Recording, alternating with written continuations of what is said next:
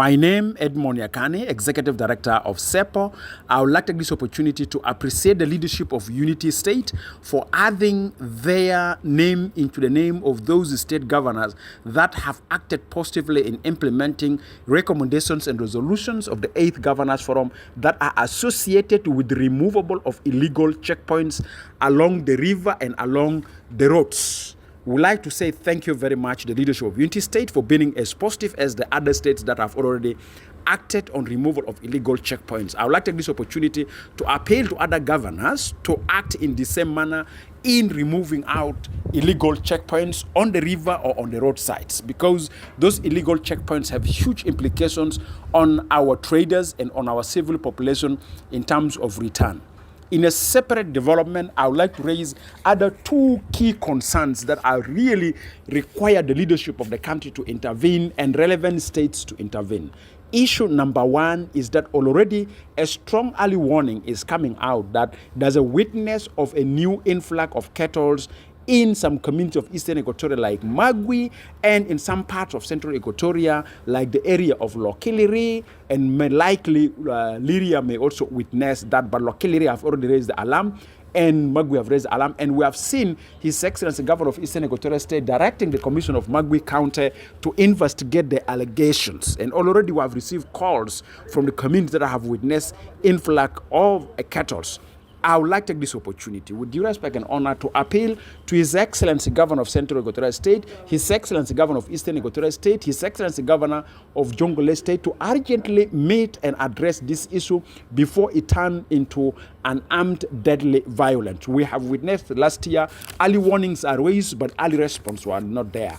And now the early response rests with our governors of the 3 states, Central Equatoria, Eastern Equatoria, and Jonglei. And I'm appealing that the governors will respond to our call positively for urgently meeting in mitigating this issue of cattle influx before it turns into a deadly.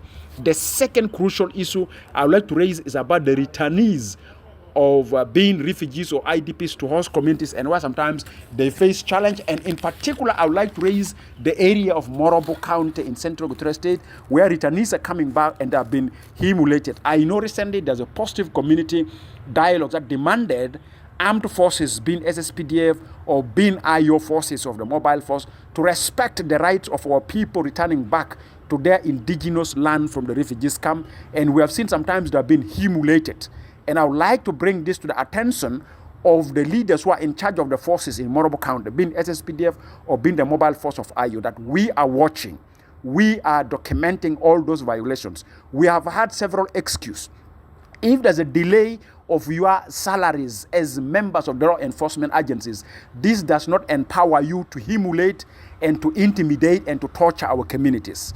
This does not empower you to play around with our natural resources. Yes, we know you hold a gun, you hold the uniform, and you can scare, you can threaten, you can intimidate. But the action of your intimidation and harassment and mistreatment of our own citizens will take away your life in the uniform that you claim to be in it to protect the common citizen. So my message to our law enforcement agencies, being the army of the SSPDF or being the soldiers of the IO in Morobo County, that please take responsibility, respect the rights of our people returning back home.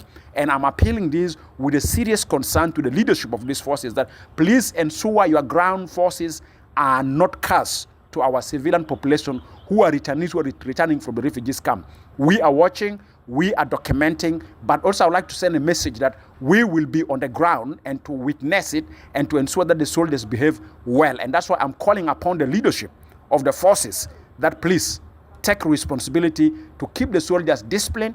And my appeal to the soldiers that we will not allow our government to keep on delaying your salaries. We remain vocal and calling. And this goes back to the leaders of the country. The more you delay the salaries of our law enforcement agents, being the SSPDF or the IO or whatever force, at the end of the day, the consequences come negatively on our own citizens whom we claim to govern them. Moments has come for us to provide what is for soldiers, what is for leaders. I'm appealing that with the resumption of the oil, our soldiers' salaries should be priority and should be one of the top political decisions to make sure our soldiers with their families, with their children, they also enjoy life like any other leader in the government.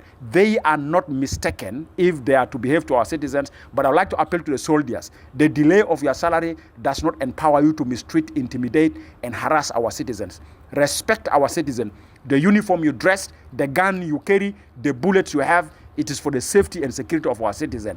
If we are using them against our own citizen, that is a cost. And I will tell you, you will never stay in the uniform for long. You may lose your life. We understand the situation you're in, and we will advocate on your behalf to ensure the resumption of the oil take priority in paying soldiers their salaries, because also as a soldiers, you have families, you have responsibility that you deserve to make them enjoy like any other leader in any capacity, whether at the presidency, ministerial, MP, or general in the barracks that they are there. So I would like to appeal to our leaders, let's take time, let's take responsibility, and let's act rightfully as Constitution requires us to govern the country at whatever capacity who we are. Thank you very much.